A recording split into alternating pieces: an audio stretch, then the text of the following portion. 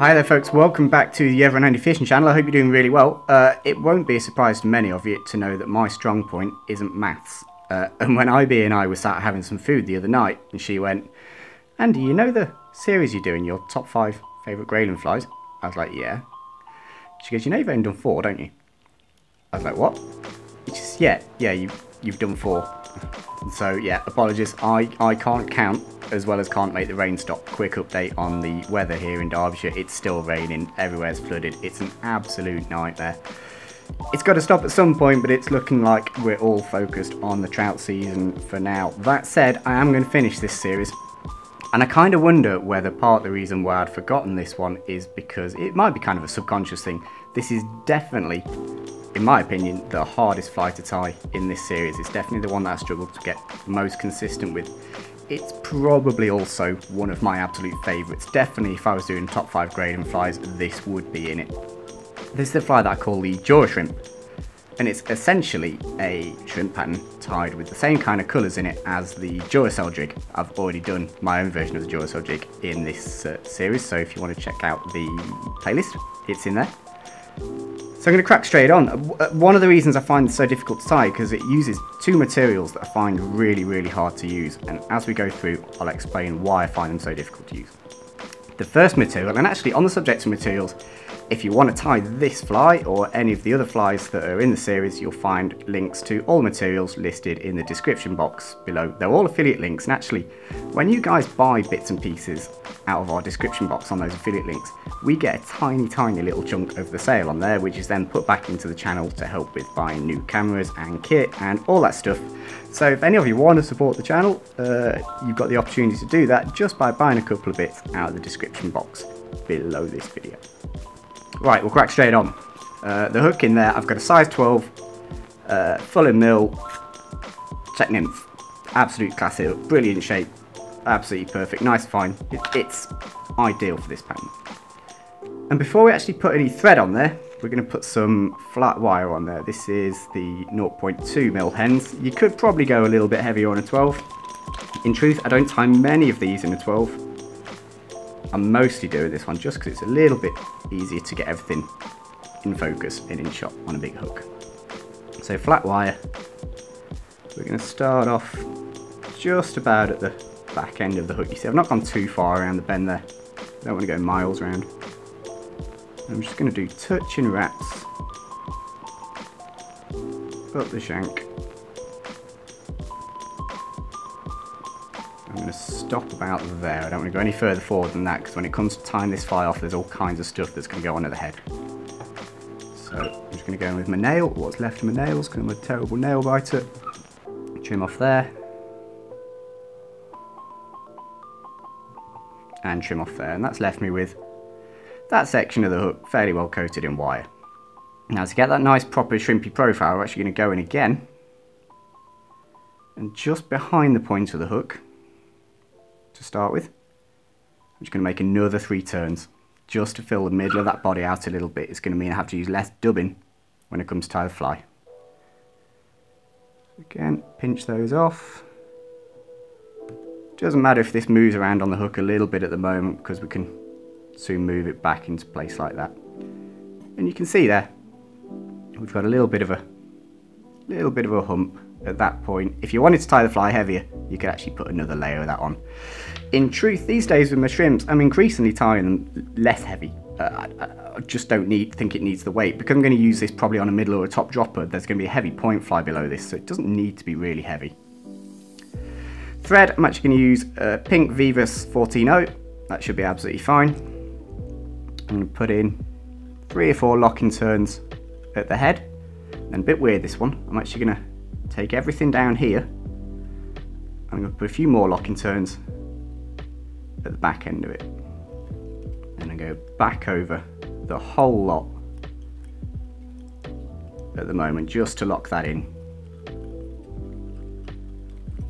And then eventually, and this might take a little while, I'm going to start to cover all that lead up. I don't particularly want any lead showing on this because I'm going to try and dub it as sparsely as possible.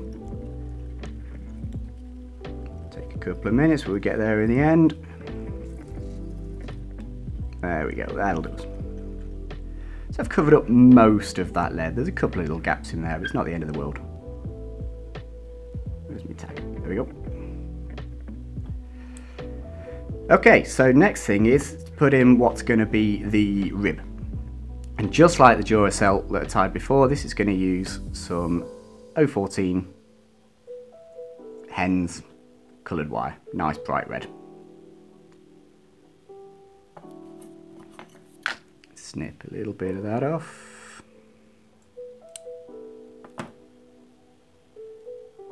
I'm going to tie that in. Rather than tying it in there or at the back of the hook, I'm actually going to tie it in just at the front end of the little bump of the lead. Again, that's just going to help us create that profile. Go back up, lock that in again. Good, righty, so I said there were two materials in this file that I don't like using, and I'm just about to tie in the first one of those. Hen's shellback. I absolutely love and hate this stuff. It looks beautiful. I haven't found anything on the market that has quite the same effect that this stuff does. There's so many colours and it looks just fantastic in the packet. It's bouncing all kinds of different light and stuff off it. It's beautiful. I really, really like it. But it's a pain to tie with. The first thing that makes it a pain is how they package it, because it's quite a brittle material. When they just shove it in the pack like this, it gains these little folds, and you can never really get those out, and it makes tying with it very hard. And in fact, the piece that I've already cut off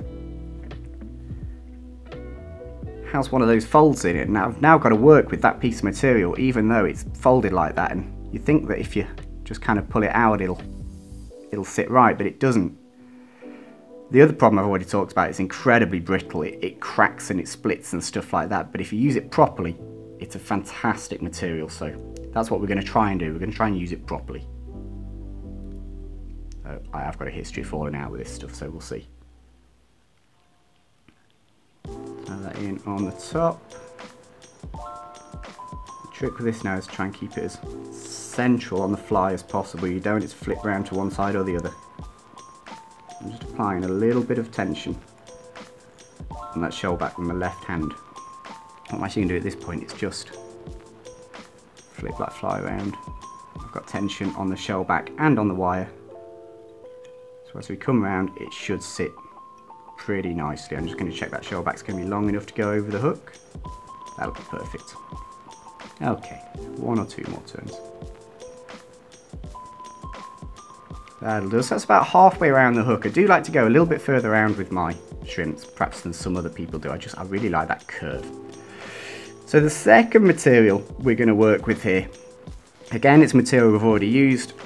UV stub in the brown. This is what the Duracell was tied with initially when Craig McDonald invented it. The body was UV stub brown. Again, it's an amazing material. I know I've talked about this before. So much colour, bounces so much light off. It's beautiful.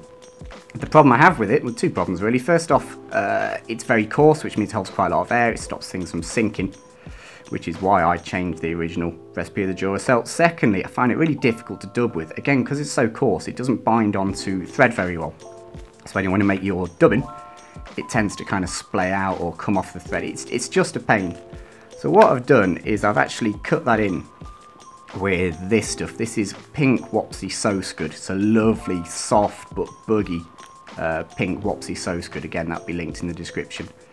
And I've cut that in about 25% of the pink to 75% of the purple, or the brown even, to come up with this, which has just a little pink glint, but still has all that, there we go, it's already come off, still has all that UV stub in there.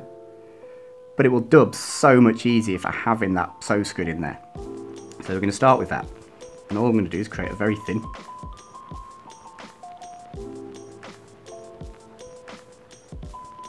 kind of dubbed thread on there. It's still not perfect, it's still pretty hard to work with. I definitely tie my shrimps a little bit skinnier than I used to. I'd rather tie them skinny and then tease the dub out these days. Again, because we've got all that thread on there, because we've already built up that profile, it doesn't particularly need to have lots of dubbing.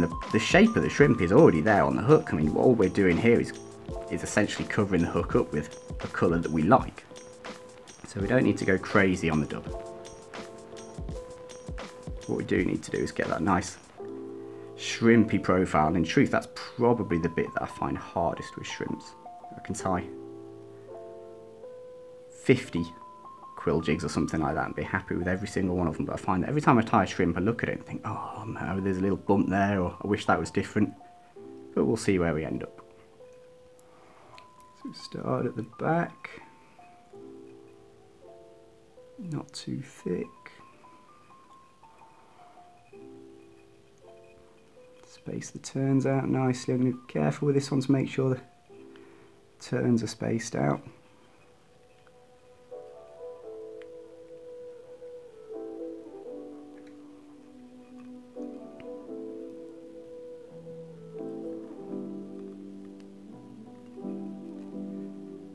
Pop that fly out of the hook and just spin it around slightly. See, already I'm looking at that and thinking, I wonder if I've just gone a bit too thick. And then we'll finish the fly and see where we end up.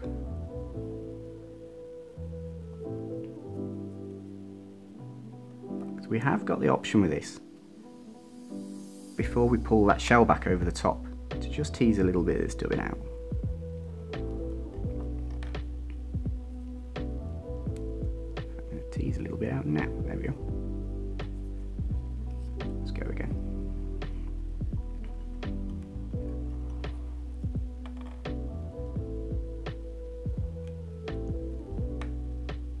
Nearly there.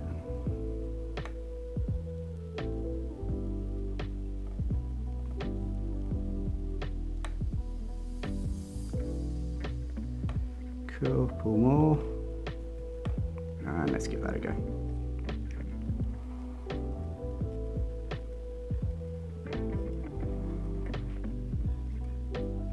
And I reckon we're about there with that. That's about right. And as I say, I'm just gonna tease a little bit of that dubbing out from the top of the fly. The nice thing about this is we have got the option of just correcting it a little bit. The other thing we can do with that rib when we put it on is just rib it nice and tight, which will again cinch some of that material down. That's getting there now. I'm happy with that.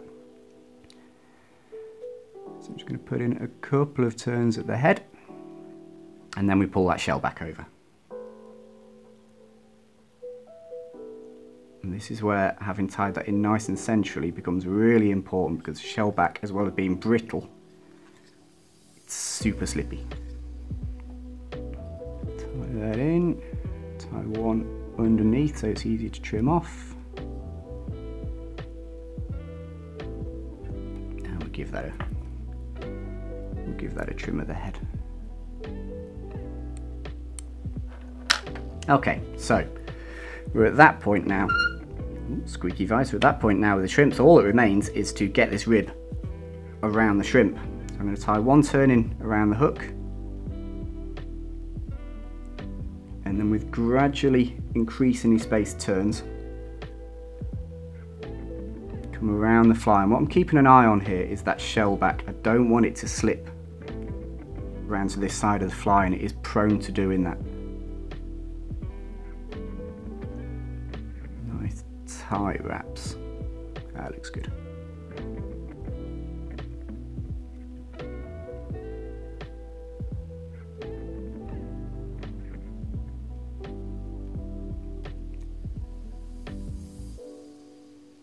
Keeping that shell back down. I think we'll do it that. Okay, so that there is about right. I'm pretty happy with the profile on that, so we'll give that wire a quick spin. One thing I have noticed is that I didn't quite trim that shell back off enough, so I'm just going to give that an extra little snip. I'm going to adjust the fly in the vise again so it points up slightly. Just fill out the head a little bit, and we'll go and whip finish that. 1, 2, 3, and another one just to fill out the head a little bit more. 1, 2, 3, 4. Right, and at that is my DuraShrimp well and truly finished. So what I'm going to do now is just go in with a dubbing teaser, just underneath, and just nice and gently. I don't want to be too rough with this because I don't want to catch the wire. I also don't want to touch that shell back because it's pretty delicate stuff. Just going to give that a quick brush out. And all I'm doing there is brushing out what will be kind of the legs of the shrimp.